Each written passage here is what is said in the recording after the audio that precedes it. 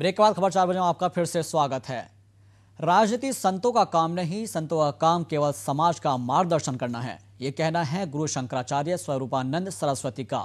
पिछले दिनों नरसिंहपुर पहुंचे शंकराचार्य से हमारे संवाददाता आशीष जैन ने बात की तो उन्होंने देश के मौजूदा राजनीतिक हालात पर चिंता जाहिर करते हुए इसमें सुधार की बात कही।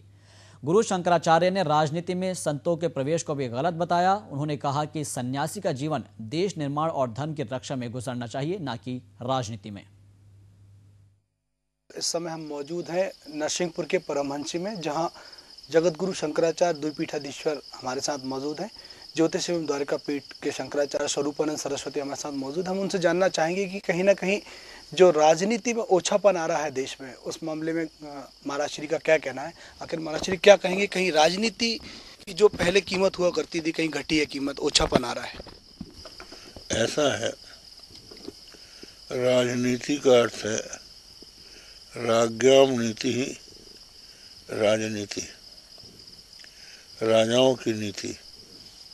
राजा अर्थात शासक, वो चाहे लोकतंत्र के अनुसार शासक बना हो या हमारी प्राचीन पद्धति में राजा का ज्येष्ठ पुत्र राजा होता था उसके अनुसार बना हो, तो उसका एक धर्म होता था जिसको राजधर्म कहते थे, और वो धर्म था प्रजा का पालन, और जिसको हम लौकिक भाषा में कह दें कि प्रजा की जान माल की रक्षा, उसका धर्म होता था। और प्रजा में भेदभाव नहीं होता था, कौन सी प्रजा की जान माल की रक्षा और किसकी न हो, ऐसा कोई भेदभाव नहीं होता था। ये राजधर्म कहलाता था। संविधान बनाने पर हम लोगों ने लोकतंत्र को ही शासन प्रणाली में सर्वश्रेष्ठ माना और बहुदलीय शासन प्रणाली भारत में प्रारंभ कर दिया।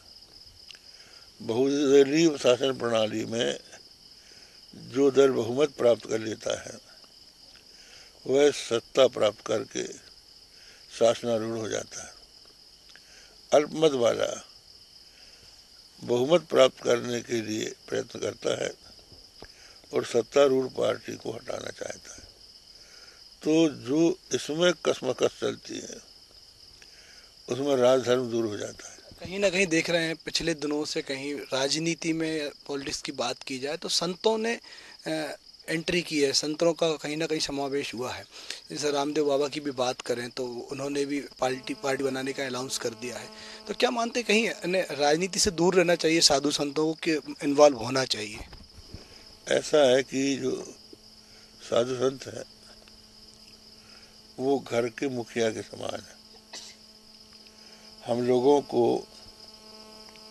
लोग पराया नहीं मानते और हम लोग भी नहीं मानते। चुनाव लड़ने लगे, शासन सत्ता अपने हाथ में लेने का प्रयत्न करने लगे, तो ये संन्यास के विपरीत बात है। जब हमने संन्यास ले ही लिया तो फिर हम इस मार्ग में क्यों चलें? हम तो जनता का मार्गदर्शन करें, उनको सच्चा रास्ता बताएं। आपने बात की कि लोग यदि चुनाव करें, जनता यदि चुनाव लड़े, चुनाव में यदि वोट दे, तो इस बात को ध्यान में रख के दे कि कैसा मैनिफेस्टो है सामने वाले का। चर्चाएं भी गर्म है हिंदूवादी के ना। कोई भी एमएलए, एमपी या ग्राम पंचायत, ग्राम का सरपंच अंधाधुंध पैसा खर्च करता है चुनाव जीतने के लिए। तो आप सोचिए कि एक एक एमएलए की सीट के लिए, अभी एक मिला था हमको इंदौर में, तो हमने कहा तुम्हारे कैसे गए? तो उसने कहा कि हमारे खिलाफ जो खड़ा था उसमें हमको हराने के लिए कई करोड़ रुपया खर्च कर दिए। तो आप जब करोड़ करोड़ रुपया खर्च करके एमएलए बनते हैं, एमपी बनते हैं, तो भ्रष्टाचार का अंत कैसे करेंगे? तो यहीं से आपकी भ्रष्टाचार शुरू होता है। कैसे लोग होना चाहिए। और बात यदि चर्चाएं जो हैं, मोदी की चर्चा है, राहुल गांधी की चर्चा है, तो इन्हें कहाँ देखते हैं। और आपकी बात तो क्या है, ये बात है कि घोषणा पत्र पे ज़्यादा जोर दिया जाना चाहिए।